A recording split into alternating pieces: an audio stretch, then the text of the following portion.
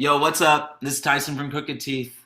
Go check out our new song, One Week Off. You're watching John the Ninja. All right, let's do it. Ladies and gentlemen, Let's how you do it. doing today? My name is John the Ninja, and of course, I have to thank our sponsor, Mr. Bob. Won't say his last name to protect the innocent, but this gentleman has been giving us pure gold ever since we got down to our current location in Studio B, and he's got me the lead singer of a band that you really ought to know from San Francisco. First things first, their name is Crooked Teeth, and they've spent years carving out a distinct place in the alt rock scene. If you're a Blink 182 fan or a Green Day fan, you're gonna love them. But not just because of the sound. They're a wonderful mix of alternative rock, punk, and emo influences that have hard-hitting, introspective lyrics. When I tell you this band is gonna kick your ass. The band is fronted by the person who we have here now, Mr. Tyson Evens, who is on guitar and even sings. And they are also joined by Jason Haze on drum and a Miss Livi Dillon, who is also co-singing and also a bassist. How about that? How hard is it to sing and play? I can tell you very. But they just got done wrapping up one tour in preparation for a new tour, which is going to be seeing their brand new single, One Week Off, which is out now. So, ladies and gentlemen, without further ado, I give you Tyson Evans. Good sir, how are you? Howdy, I'm doing great. How are you? I'm fantastic. And the fact that you got the thrasher on, man. I don't even skate, but it's a good, you know. But man, for a guy that doesn't skate, you got the fashion sense for it, man. Get to see a video where you don't look like a skater. You don't look, every time I see you, man, you get to the T of like, that's a rock star right there, man. That's a rock star. Yeah, no, I think I'm like skater adjacent. I definitely like all my friends were skaters and into that world. So I think like loving punk rock and hardcore and all that stuff, it just kind of goes hand in hand, with skating culture. So I was prone to the influence of the brand and the aesthetic. I didn't stand a chance. Now, I do have to ask, did you at least try? I actually did, and I remember getting a deck through CCS magazine when I was like, I don't know, maybe 10 or 11. I remember my like first pair of Osiris shoes, and yeah, I definitely tried. I was a really like definitely kind of a lengthy guy, and I was a scrawny kid, and I guess that makes for good skateboarders, but like I was just too clumsy. And they think by the time that like I would have really got into skateboarding, probably like 12, 13, I was so like invested and stoked on like, you know, Green Day and stuff like that I just wanted to play guitar. I really just wanted to play guitar. But I was like talking to my friends last night because they're the same age as I was, but I was like really into inline skating. Like I had like a dope pair of Rossies, and like I was pretty good. Like I would go to the skate park and like inline skate, which is so insane to say. Like kids today would be like, the fuck? But like back then, like I don't know, no one, it wasn't frowned upon, it was just fun and it was cool. And but yeah, as far as like skateboarding, I knew that if I was too scared to skateboard and then like break my hand or break an arm or break something that would make it so I couldn't play guitar. I was like really concerned about that. So Good sir, you have great priorities. Because when I was skating, I tell you what, I didn't think twice. I was like, let's go for it. exactly. One statement that was really cool that I read about the band is it's a genre bending queer forward band. Yeah, yeah. It's funny. I listened to the influences, and that statement's like a culmination of all the love back to skating, but all the love Yeah. I feel at these concerts. If it was a punk rock show, if it was a hard rock show, if it was Yeah, a yeah. emo show. So I wanted to know specifically with your influences, who really was the first person to make you want to pick up the guitar yourself? Definitely Green Day. I would say Billy Joe. I think like music was always super.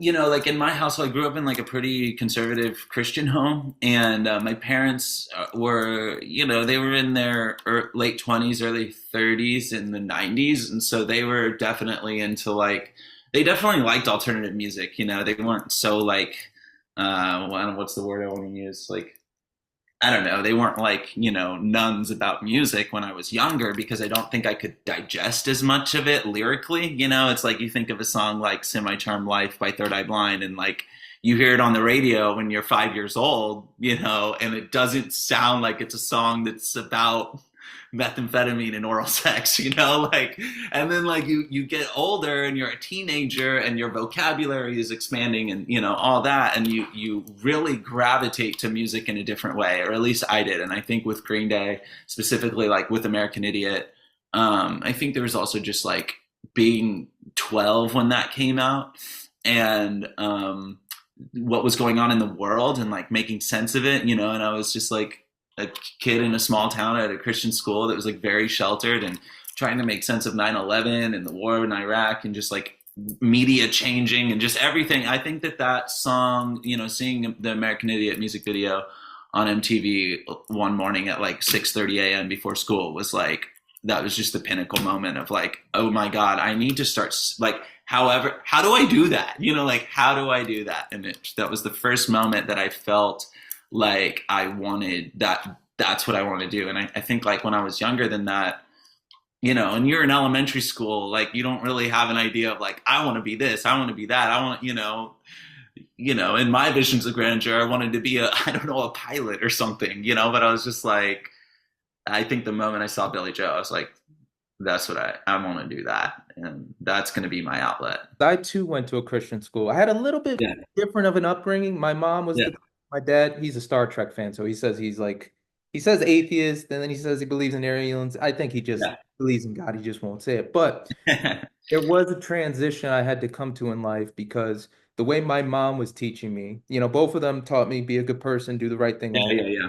The teaching you'll get in a Christian school is way more refined, way more conservative, even if it's a liberal school. Yeah.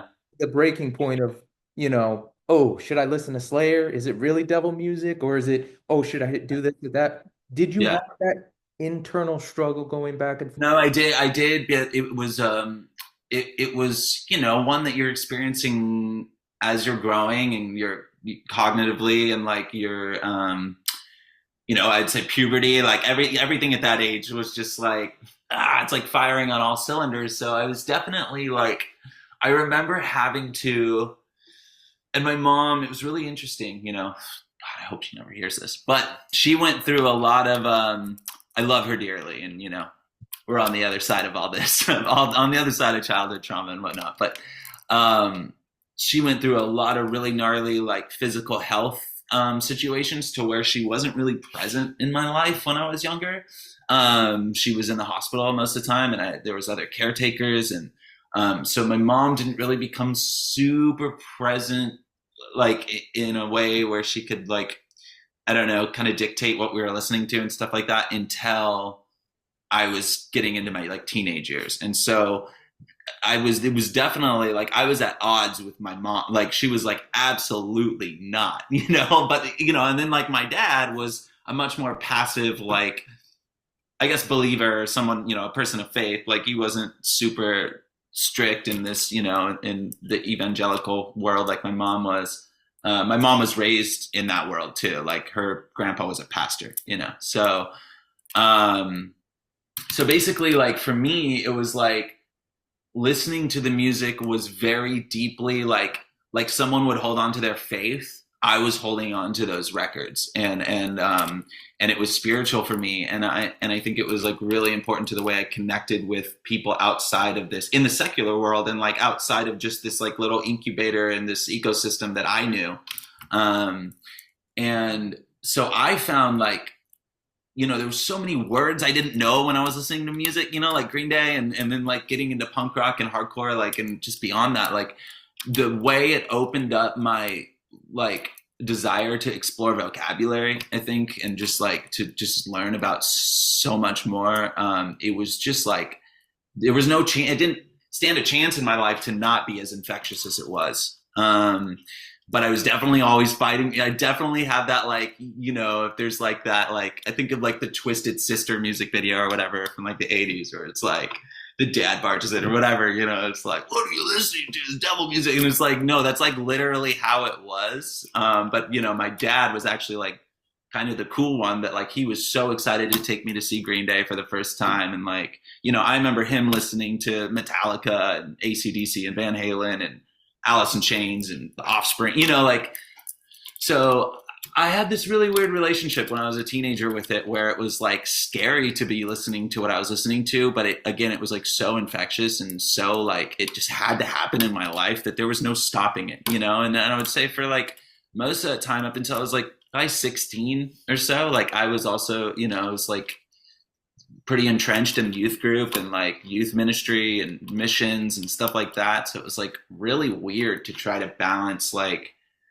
you know, understanding of like the worldview through punk rock and all of that, and maybe a more like liberal or progressive scope, and maybe even just a much more cynical one in that era. And then also trying to just kind of like grapple with faith and spirituality and like the way you're nurtured, you know? So now in, you know, my early 30s, like I have a much more healthy relationship with all of it. You know, I am a pretty spiritual person. And a person of faith, but like I definitely am very leftist and progressive, you know, and a queer person. So it's like it's this really interesting thing where like I feel an extra importance and influence of like punk rock and music in my life because it's taken me full circle, you know. It's in ways that many people don't, like, I don't know, get to have that same ride or get to experience it the same way, I guess. I don't know. It feels unique in that way. Standing on both sides, as you mentioned, queer, you're part of Yeah. the community. You've seen both sides of the coin where, again, Mm. we've had Christians that have been very, you know, not just Christians, but what's another word? I don't want to say left or right. It's the conservative. Thank you. Yeah, yeah, yeah. Conservative group that, you know, some are pretty brutal, and if you're this way, you're not okay. And then the other ones that, hey, I Yeah, disagree. yeah. Family, come to dinner. Let's have a conversation. You know, you've been able to have a very broad approach to Mm. right, and I think that shows through your lyrics, and you've been able Oh, to thanks. out of certain areas. But I wanted to know where you were in your life when Crooked Teeth really got off the ground, when it was finally more than just like, hey, let's get together and play. You know, maybe it was after the first show, maybe it was the first time you guys actually jammed, but I wanted to know because I know this is a different iteration. There's been quite a few. Mm. No, no, no. I know what you're saying. I think like I'm gonna try to pinpoint the exact moment. I think it was, you know, when I met so Emma, our previous singer, which she came on in the second iteration of the band with Jason. Emma and Jason joined around the same time. We wrote this album, My Favorite Player, together that came out in November 2023. But like that iteration of the band was, I really consider like the real iteration of the band, like the first, you know, that was like that's when I feel like we really like behind the scene, like these things, these emails are happening and stuff that like no one else knew about, like that we knew things were going to get crazy in 2022. Like I knew that we were going to, you know, go play, you know, festivals with freaking My Chemical Romance and, you know, Papa Roach and shit, you know, like I knew we were going to start doing all this stuff that was like the culmination of like 15 years of my life, like no one believing that I could do it. You know what I mean? Like, so, and then, you know, on top of it, like no label, no management, no like booking agent. And it was just like, I could see the kind of like fruits of my own labor and just like self-discipline and just insanity to some degree was starting to like manifest into other people seeing it outside of us and, or outside of me, at, you know, at that time. Um, and then there was just this really like, I think I would say like, yeah, when I found out we were playing Aftershock 2022, and then it was like, then we found out we were playing Welcome to Rockville, and then it was like, you know, other things started to unfold. Like it really was like this moment. I saw Steve-O and Tom DeLonge talk about this in an interview, actually, on a podcast, on Steve-O's podcast. He was talking about how like, you know, and this doesn't have to be taken in one sort of deity or religion, but like in a spiritual sense, like it's really rough. Like you'll like there's certain moments that will be made clear to you that you're like with God, you know, like you're like in a moment of like no one else has seen no one else has seen this kind of like fire in my heart the way I've seen it, and this like this thing that I'm living for and like this passion I have, and like now it's starting to be made clear to me, and it will, you know, kind of start to be made clear to others. And that's not in a haughty way or, you know, a selfish way. It's just to say that like I think early 2022, like late 2021, early 2022 was when I really started to like feel that like hey, everything you've been working for like half of your life, like it's going to start to reveal itself. It's not going to get easier, but it is going to start to reveal that it is a like it's affirmed. You're going to be feel affirmed, you know. And so I think that was like early 2022 is when I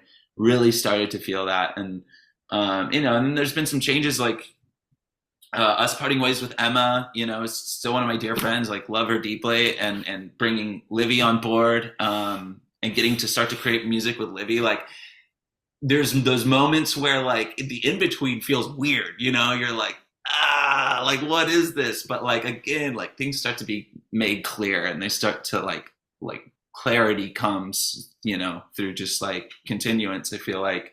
And so I would say, to pinpoint that, I would say early 2022. But like even where we are now, you know, we just went out. There's signs in different eras, right? Like I mean, we just went out on this like 2.5 week tour where we really just hit like California, Oregon, Washington really hard. Like went to small towns, like college towns that people don't usually go to, and we went and played shows where, you know, there were the highest turnout we've ever had, you know, anywhere, just for us headlining a show. And then on top of it, it's like people that have been waiting to see us, or people that, you know, they never thought we'd come there, or that knew the words to the songs, like the new music, or people that would discover us through like Faction on Sirius XM and would come, or this, that, or the other. And so like, I'd say that there's just always these moments of like, you know, when you're about to like explode and you're like, is it really worth it? And then something happens and you're like, yeah, it's like, I'm supposed to be here. You know, I'm right where I'm supposed to be, even, you know, in the strife sometimes. So Also, before we get to Livy, I really want to ask what happened at that Fever 333 show? What that was one of those shows you guys keep on popping up in old interviews, and I was like, what was the feeling playing that? I think like there's a few things like, so first of all, like Jason Butler from Fever, like his career is one I've been following since I was a teenager. You know, I've been listening to Let Live since I was a teenager. You know, like kind of like one of the first like, I don't know, like post-hardcore bands I got into that really like stuck out to me. And so like I followed Jason's journey from, you know, I don't want to be a poser and say like the beginning, but for a long time from Let Live to the beginning of Fever, like I moved to LA at the death of Let Live and the beginning of Fever. So I like went to the last Let Live show tour right before I moved to LA, went to LA, saw the first Fever show, you know, went to like this Let Live art installation for their last album. Like, you know, it was like all these, like, just for me, sentimentally, it's different because it's like, and then to be able to like, you know, be on this team with Jason and like have him be a creative part of our team is like, the show itself is like really cool, like getting to play the show, but it really puts everything in one frame of like, again, it's another moment of like, you know, like I could have manifested that in my wildest dreams, and I probably did, but like the fact that we're like, you know, I just found this picture today of just like Jason and I just standing outside of the venue, Jason from Fever, and I was just looking at it, I was like, that's so crazy, like that's so crazy that like, you know, like I don't know, it's just wild. So the show itself was really cool. I mean, to be able to just like also have it be a part of, have it get announced before the wildfires, and then have it happen after, but then have these kind of awkward couple of weeks where the wildfires were happening and people were grappling with it and like not wanting to, you know, I think like as a Californian and like as someone who lives in America and I guess just like a globalist at this point, like you're looking, when these situations happen and you're doing something like music, which is like as important as it is to the rest of society and the world, like there's moments where I still kind of feel really selfish in it, in my endeavor, where I'm just like, I get to do this cool thing. Like I just write songs, you know, I just like whatever. And you kind of feel like your impact is like trivial to everything.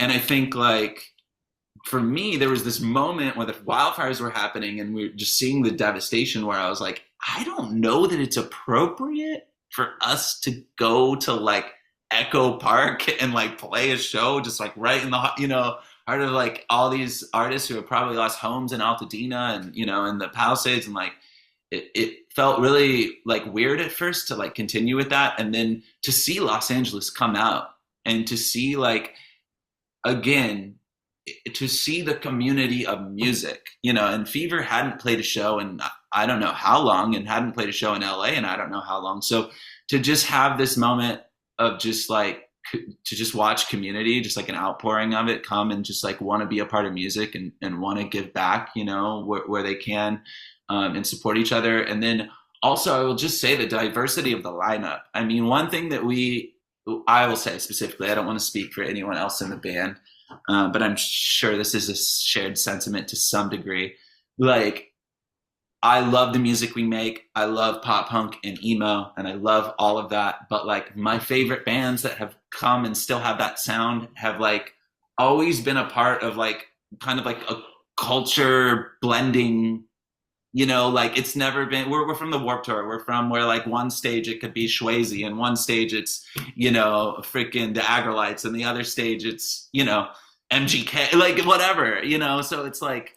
I love diversity, not only, just like in the community sense, but in the genre sense. Like I love playing a show that is diverse and like where we're the only band that really sounds like us and they're the only band that sounds like, you know what I mean?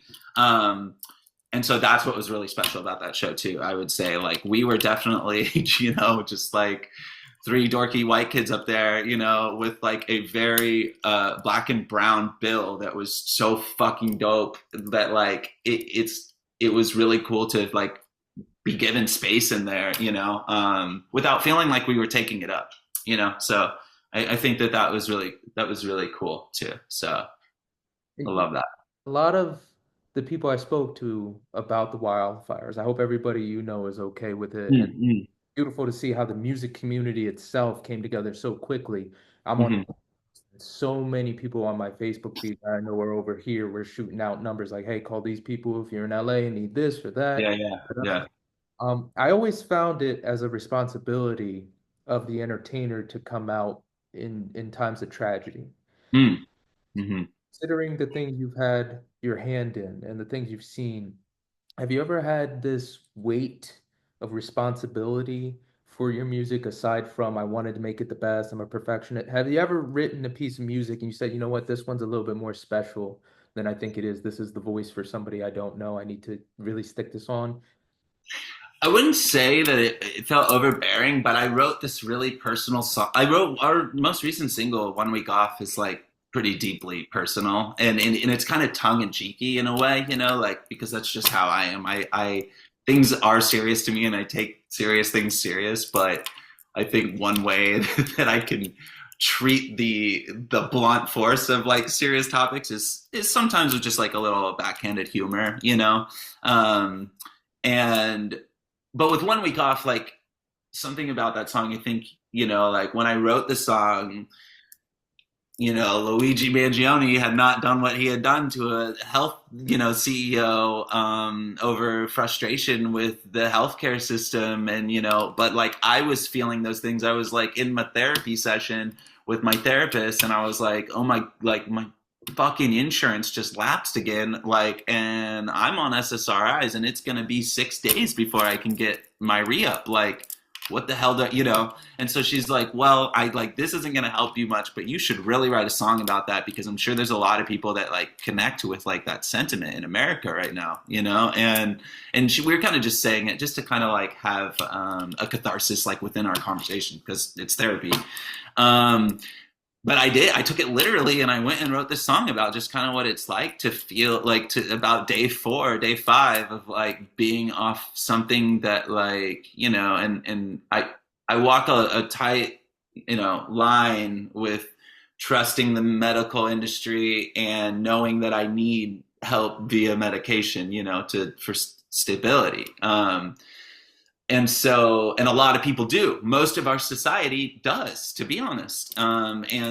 and the powers that be, like they create a contingency on our survival and our mental well-being and our physical as well. And so when I wrote that song, like I knew for me it was going to be something, but honestly, like every single show we play, we have people coming up being like, dude, that's my favorite song, and like honestly sang, and then it was like, even with Livy, like, like I wrote the song and the lyrics, but like when I sent it to Livy for that to be like the first thing she was singing on, she was like, "Oh my God, like this is so real. Like this is literally, this is me," And so I don't feel a weight from it. I feel that my own catharsis has been like, it's been, I've been able to dump it out, and I've been able to give it to other people, and to hear other people be like, dude, I feel the same way. And it's not over something I'm not writing about something that's like insanely political or like whatever. It's deeply personal, but I guess it's also deeply relatable. So I think that single, like that's one of those moments, I guess, kind of feels like that. And I'm really grateful for that. So, And you've said it's the most honest and probably metaphor-free song you've ever written. Also, yeah.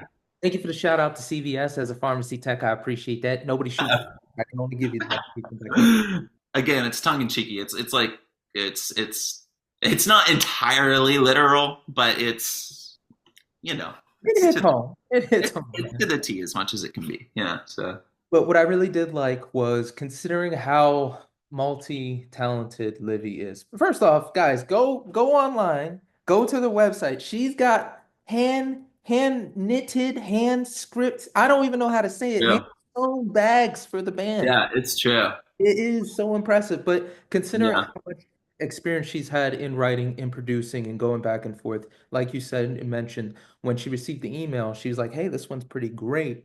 And yeah, there was a lot of back and forth of her trying to find not only her voice in the rock genre, but also start writing with you. And she gave you a lot right. of love.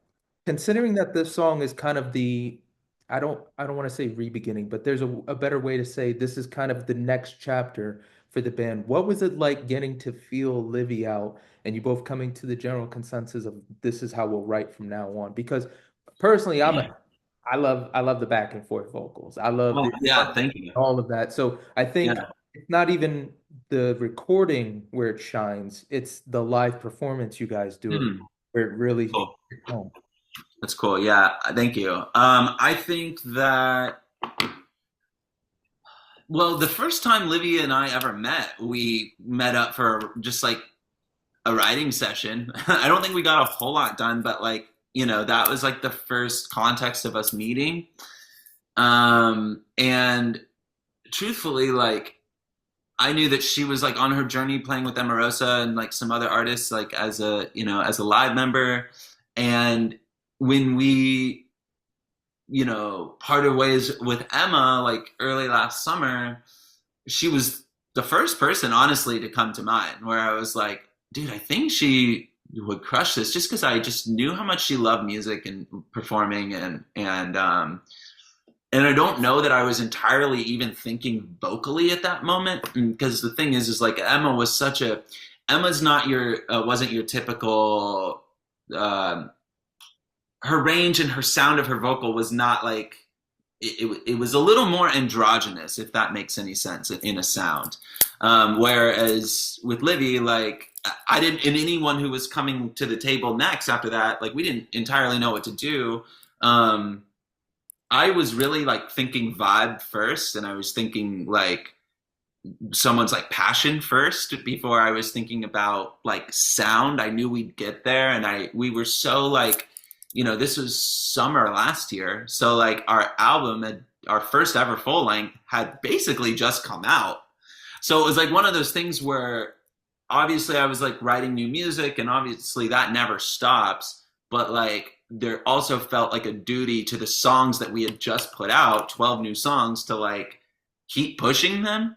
And so I think it was like in that position where it was like, we just need to get out there, like we'll reach out to some friends in the industry, and like let's just keep our commitment to the tours that we know are coming and the shows that we know are coming, and like we're gonna figure it out as we go, because that's what you do. And like Jason and I had no desire to just like throw in the towel, so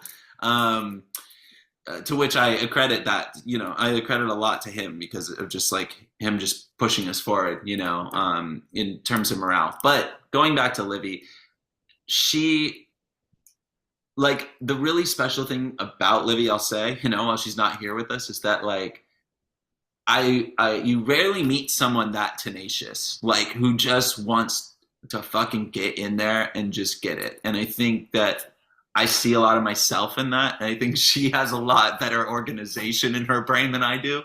But which has also just been, it's been wonderful to like just learn from her and be influenced in that way. But I will say that like in terms of like I didn't fully know what to expect the first time she was going to send it over to us. We actually had a different vocalist try out the part first, and so there was kind of like a frame of reference for like what we sort of wanted it to sound like. But when Livy got around to doing it, it was like it was just something so special. Like it just sounded, and then just knowing that the song like that she related to it so much, like I think that made it much more special, and hit harder.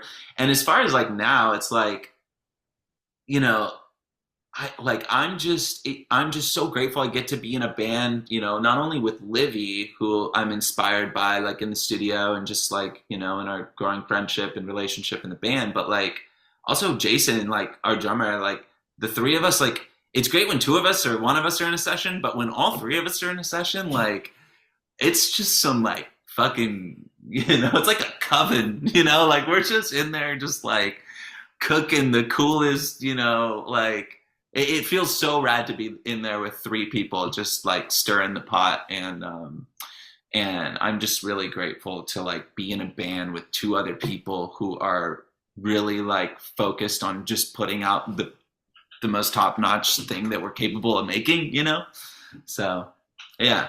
Did you have any concerns about indoctrinating her? Not so much like you guys saying, hey, come join us, etc. But there's always this new member, new vibe. You got to worry about the fans. You got to worry about the writing. Mm. So you guys have that friendship. If you also another plug for you guys, go to Crooked Teeth on YouTube. Check out their concert vlogs. You could see their whole entire journey from the last tour. It's pretty great. Some interesting stories. Yeah. You know what? I got another question after this, but to finish Yeah. that thought, Yeah. Yeah. when you are introducing her to the people, when you indoctrinate her, what were some of the things that you and Jason talked about to make her really feel like, hey, she needs to know that she is 100% part of this band, and we don't want her to feel like an outcast. We don't want a Metallica situation. Yeah. Yeah.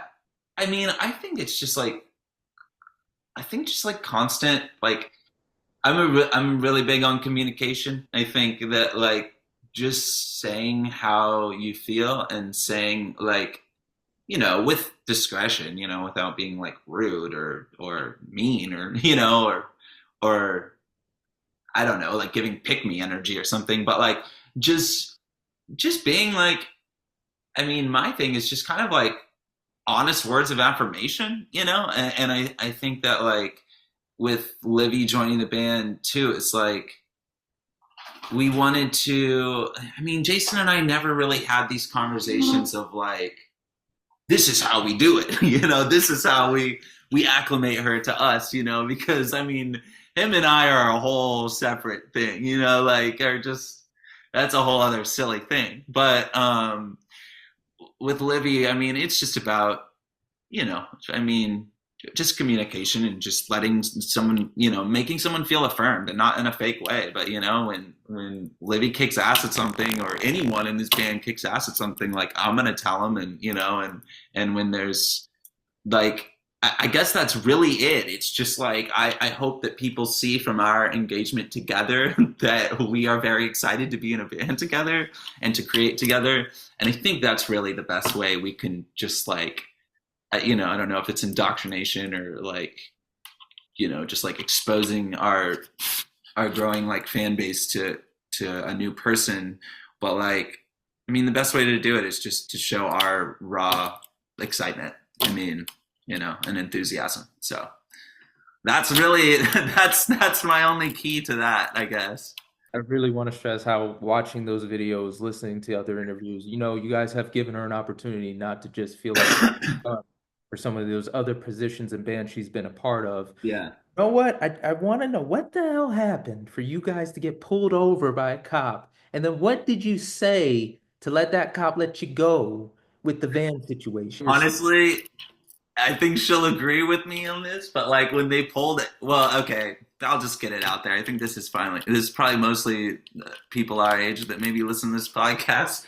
But like, I basically, like, when we got pulled over, it was right when we got on the freeway, and I swear I had like just sparked a blunt. Like, I don't know what I was thinking. Like, and I asked for consent from my band. I was like, "Are you guys cool?" Because we had like an hour and a half drive, and I was like, "Are you guys cool if I like do this?" And I think it was like raining outside or something. I don't know. Like, for some reason, it just like I wasn't gonna make them like sit on the side of the road and me smoke. Like, so they were just like, "Yeah, we don't care," And I'm like literally like 2 minutes into that, this highway patrol pulls us over, and it had nothing to do with weed or anything. It was just our taillights were out.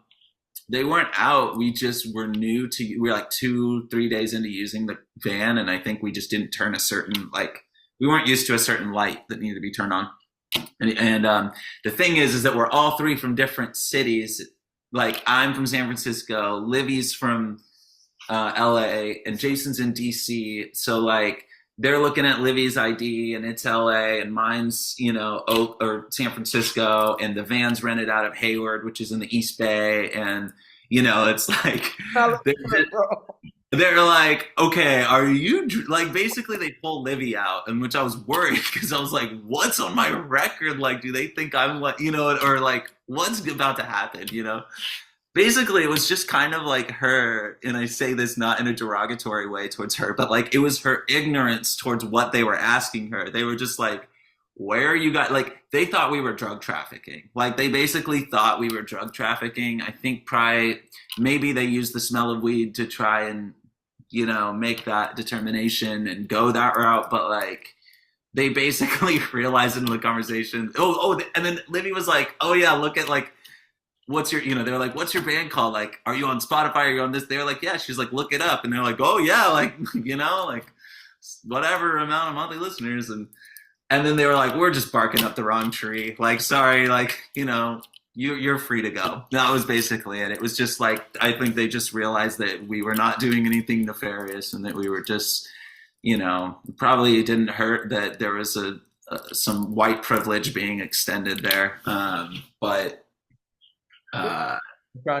that was it. That was it. But that's part of the fun. That's part of what you guys are doing out on tour, having stories like that.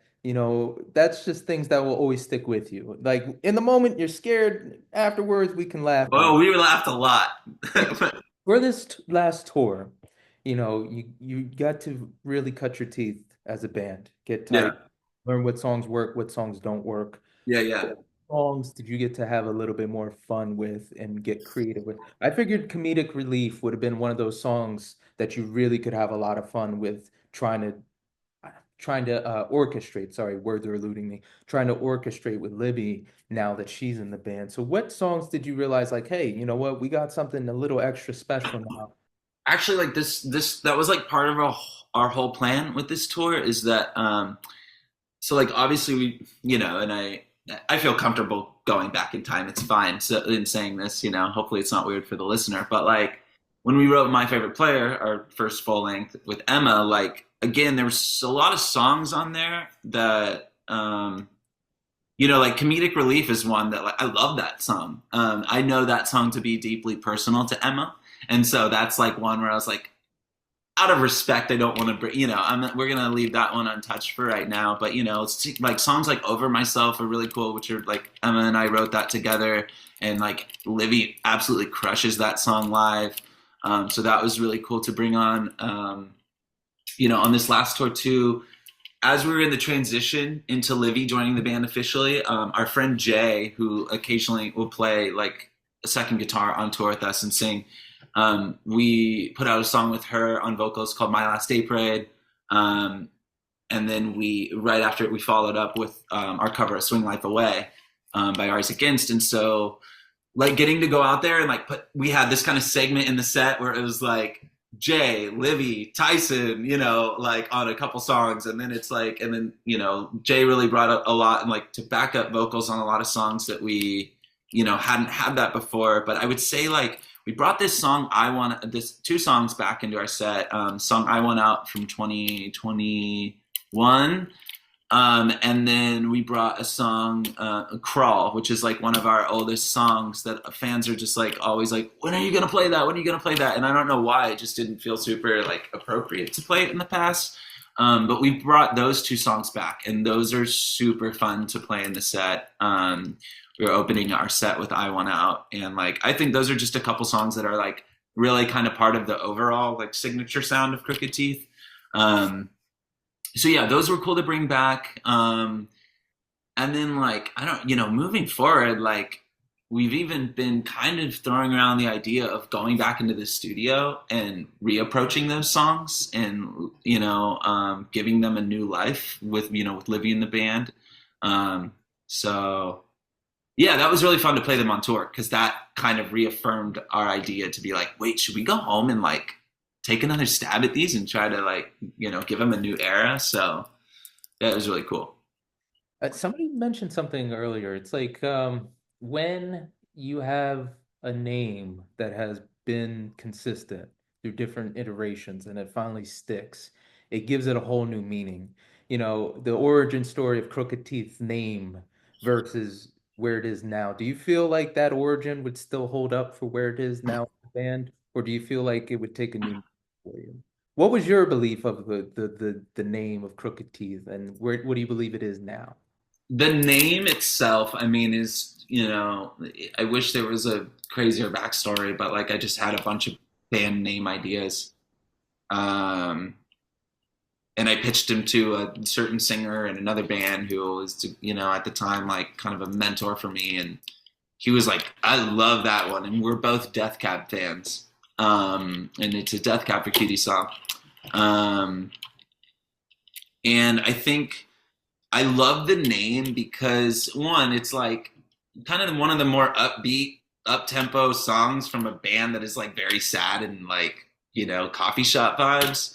But then the name itself, like applying to our project, I just felt like it kind of had this like elusive sound. Like it could be a metal band, it could be like, you know what I mean? Like you don't really know what it's going to sound like. And that's basically like how I feel about the project. And like just kind of being like chameleon like, and like how we like what kind of songs we put out. And obviously it all more or less exists under the like rock or kind of like this emo umbrella.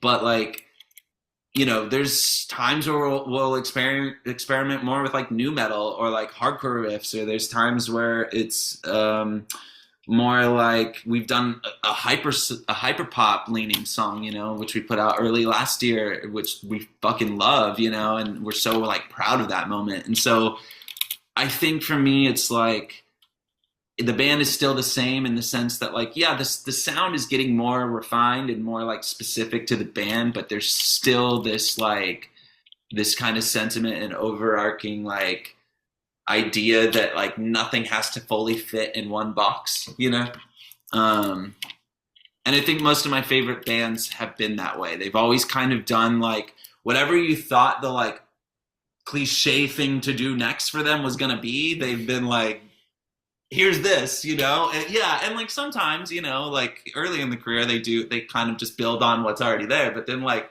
man, I think like, I mean, think about American Idiot in comparison to everything else. It's either going to be completely loved or completely hated because it's such a departure. It's like, think about Blink-182's self-titled album. Like, it's the same thing. It's like, people at first are like, this is really jarring because this is not like a bunch of songs about, just, I don't know, dick jokes or whatever. Like, this is really mature and like, there's so many different elements of music here. And so that's kind of what I hope. And, with the longevity and, whatever version of a legacy we have, I hope that it's one that's rooted in like always just like pushing ourselves to not be exactly the same version of what was before it, if that makes any sense.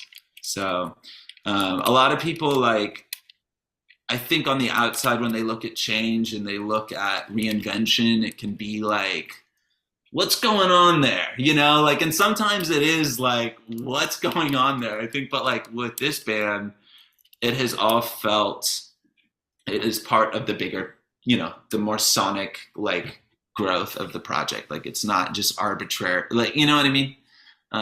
Everything is done with intent, I guess. So I always end these with the most important question. What's the most important piece of advice that someone has given you that readily comes to mind? yeah, you know, I'm trying to think like, I'm trying to think like in the like rock or music space, if there's been anyone who's like, you know, said something to me that's like really stuck out. And um you know, it's, I think it's mainly, I have to say, this is for me personally, and this is a thing I've learned. And this translates to the band though, and this translates to making rash decisions, or getting worked up over things we can't control, or just like not understand, like what the fuck is going, you know, like what is going on? Like I need clarity here. And in moments of like stress or doubt or whatever, you know, I think my therapist, out of all people, has really, something early on, you know, about 4 years ago when I started seeing her, like I had this necklace that just had like a little pendant on it. And I was wearing it for fashion or aesthetic, but like she was like, hey, you know that little thing there on your neck? Like that's the pause button. And she would be like, whenever you're having moments where you like just need to like, you need to like stop and ground yourself, like grab it, you know, grab something physical and just like ground yourself. And just like, you know, not in a fake way, but like really just like have a moment with gratitude and think about the things you're grateful for, and think about the people in your life that, you know, enable you to push your dreams and your, you know, everything forward.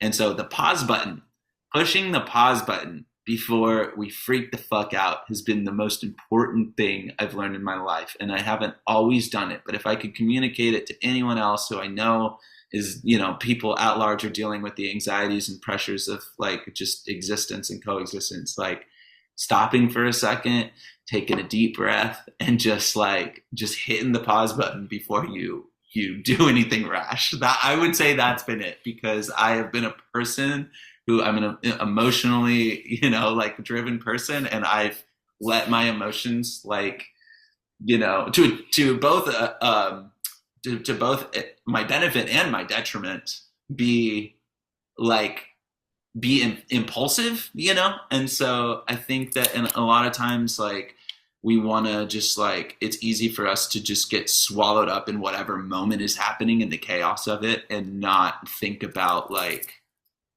I don't know, just like think about making the best, like most calculated decision. And I think that my therapist teaching me to hit the pause button, that is what I have to pass on to everybody else. Just like stop for a second, take a deep breath, and just like before you let yourself, you know, hit a wall or do something crazy. So I know it's not as fun as, you know, I don't know, Dave Mustaine or someone from something telling me something crazy, but I think it's just like, yeah, I think it's just like a wise thing that I've learned, and that has gone really, you know, far. It's a small thing, but it's gone, it's taken me really far in like emotional maturity. So that's what I would say.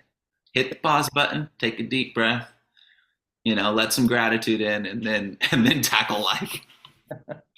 Definitely going to use that pause button, everybody, when you're having a bad day. But I can guarantee you, you won't have to hit the pause button when you listen to 1 Week Off by Crooked Teeth. Go check it out. It's streaming on Spotify, YouTube, anywhere you can go. Go check out Crooked Teeth. They're easy to find. It is Crooked Teeth Rock. It's as simple as that, because that's what they do. But you can find them on YouTube. You can find them on Instagram. That's where I would go first. And of course, Twitter, Spotify, and SiriusXM. This is a shout out to you to include them on your playlist. Good sir, Mr. Tyson Evans. Thank you so much for your time, man. Thank you, John.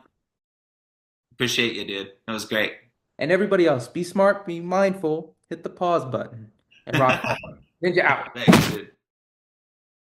Woo, baby, you listen to John the Ninja. All your ears are about to go on a vacation. John the Ninja's got what you need.